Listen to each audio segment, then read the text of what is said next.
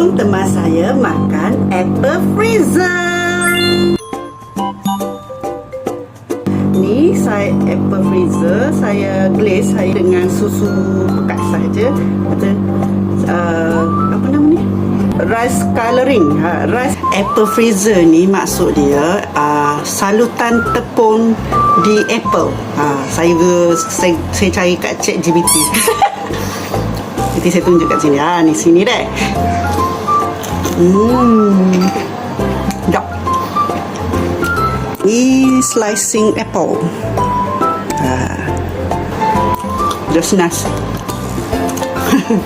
Saya buat, saya komen sendiri. Sebelum ni saya glaze dengan gula icing dengan susu fresh milk. Manis. Sebab tu saya letak susu pekat sahaja. Manilah resipi tu saya ambil dari Mak Saleh. Banyak resipi saya ambil dekat media sosial. Saya ambil dalam 20 resipi, saya gabung untuk satu resipi saya. Boleh manis.